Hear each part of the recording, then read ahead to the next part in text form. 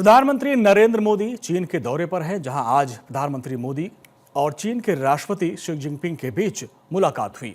दोनों ने पुरानी बातों को भूलकर एक नई शुरुआत की, एक नई दोस्ती जिसमें एक दूसरे के बीच विश्वास और सम्मान की भावना होगी। दोनों देशों के बीच व्यापार को बढ़ावा देने पर सहमति बनी। चीन की ओर से भारत को प्रतिद्वंदी नहीं बल्कि सहयोगी कहा गया। एससीओ की कल बैठक होनी है और जिस पर आज पूरी दुनिया की निगाहें हैं। अमेरिका से टैरिफ विवाद के बीच पीएम मोदी का चीन दौरा दोनों देशों के संबंधों के लिहाज से काफी अहम माना जा रहा है। दोनों देशों के संबंधों की गर्माहट कल पीएम मोदी के चीन पहुंचते ही महसूस की गई। उनका बेहद ही गर्मजोशी के साथ स्वागत किया गया।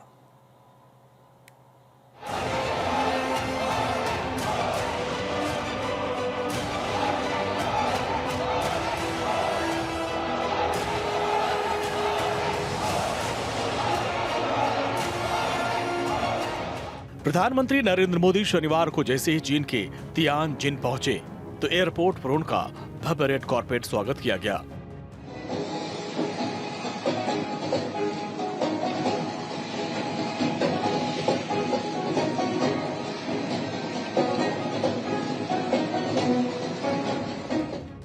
पीएम मोदी के स्वागत में चीनी कलाकारों ने भारतीय शास्त्रीय संगीत की सुंदर प्रस्तुति पेश की।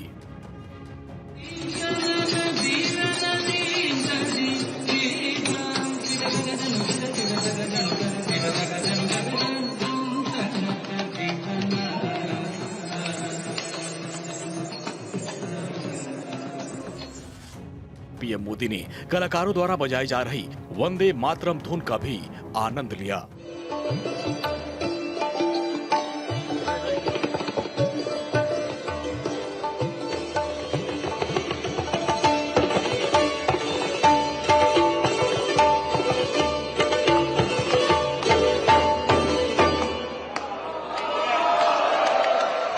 जैसे ही पीएम मोदी का काफिला होटल पहुंचा, वहां पहले से मौजूद भारतीय समुदाय के लोगों ने जमकर नारे लगाए।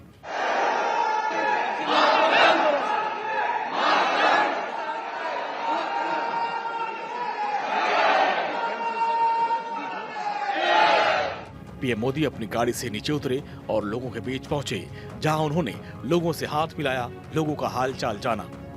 जोश में लोग भारत माता की जय और मोदी मोदी के नारे लगा रहे थे। भारत माता की जय।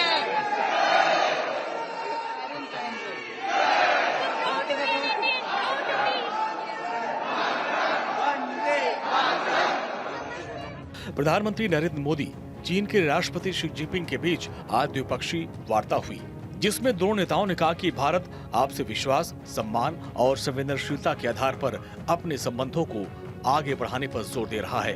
पिछले वर्ष कयान में हमारी बहुत ही सार्थक चर्चा हुई। हमारे संबंधों को एक सकारात्मक दिशा मिली। सीमा पर डिसएग्रीमेंट के बाद शांति और स्थिरता का माहौल बना हुआ है। हमारे स्पेशल रिप्रेजेंटेटिव्स के बीच बॉर्डर मैनेजमेंट के संबंध में सहमति बनी। कैलाश मानसरोवर यात्रा फिर से शुरू की। दोनों देशों के बीच डायरेक्ट फ्लाइट भी फिर से शुरू की जा रही है।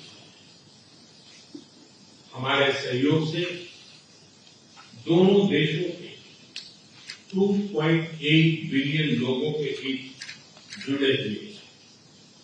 इससे पूरी मानवता के कल्याण का मार्ग भी प्रशस्त होगा। परस्पर विश्वास, सम्मान और संवेदनशीलता के आधार पर हम अपने संबंधों को आगे बढ़ाने के लिए प्रतिबद्ध है।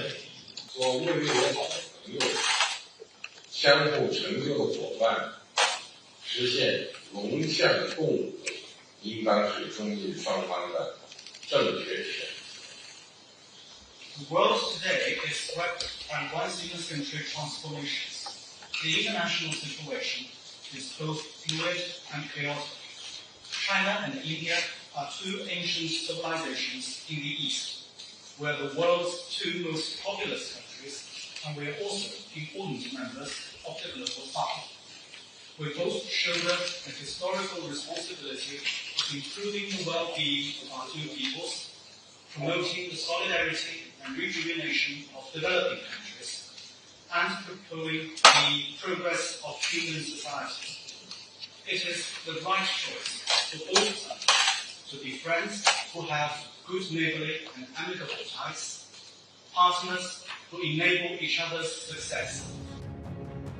करीब घंटे भर तक चली बातचीत में अमेरिका को भी बड़ा संदेश दिया गया। पीएम मोदी और शी जिनपिंग ने व्यापारिक संबंधों को विस्तार देने और व्यापार घाटे को कम करने के लिए राजनीतिक और रणनीतिक दिशा में आगे बढ़ने की आवश्यकताओं पर जोर दिया। पीएम मोदी ने कहा कि भारत और चीन दोनों ही रणनीतिक स्वायत्तता की तलाश में हैं। उनके संबंधों को किसी तीसरे देश के नजरिए से नहीं देखा जाना चाहिए। इस मुलाकात को लेकर भारतीय विदेश मंत्रालय की तरफ से कहा गया कि पीएम मोदी ने राष्ट्रपति शी जिनपिंग से आतंकवाद पर बातचीत की। दोनों की बैठक में आतंकवाद का मुद्दा उठा। पीएम मोदी ने आतंकवाद को वैश्विक खतरा बताया। आतंकवाद के खिलाफ मिलकर लड़ने की जरूरत है। भारतीय विदेश मंत्रालय के बयान के बाद चीन के सरकारी अखबार ग्लोबल टाइम्स की ओर से दोनों देशों के रिश्तों में गर्माहट का संदेश दिया गया। अखबार ने लिखा, जिनपिंग ने पीएम मोदी से कहा, भारत और चीन एक दूसरे के सहयोगी हैं, एक दूसरे के प्रतिद्वंदी नहीं। भारत चीन एक दूसरे के साझेदार हैं। इस मुलाकात के बाद भारत चीन के रिश्तों में एक नई शुरुआत मानी जा रही है। पिछले तनाव के बाद आई इस कड़वाहट को कम करने का संकेत, साथ ही दोनों देशों में व्यापारिक और कूटनीतिक संबंधों को बढ़ावा देने के संकेत भी इस द्विपक्षीय वार्ता में देखने को मिला। इसके अलावा सीमा विवाद के समाधान की दिशा में संभावित बातचीत, डेमचोक और देपसोंग में डिसएंगेजमेंट पर भी सहमति हो सकती है। सीमा पर स्थिति को स्थिर बनाने के लिए कदम उठाए जा सकते हैं।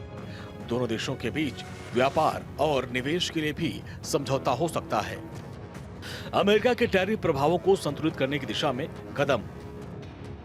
ये सहयोग अमेरिकी व्यापार शुल्कों से उभरने का एक तरीका हो सकता है। भारत के लिए चीनी निवेशों और बाजारों में अधिक पहुंच मिल सकती है। दक्षिण एशिया और एशिया प्रशांत क्षेत्र में स्थिरता को भी बल मिलेगा। अब इंतजार एससीओ मंच का है, जहां पीएम मोदी को जिनपिंग के अलावा रूसी राष्ट्रपति पुतिन का साथ मिलेगा। साथ ही दुनिया के 20 देशों के राष्ट्राध्यक्ष भी होंगे। इस बैठक में मौजूदा हालात में एससीओ के सदस्य देश उन तमाम विकल्पों पर विचार करेंगे जो अमेरिकी दादागिरी का मिलकर मुकाबला करने की रणनीति तय करने में मददगार होगा।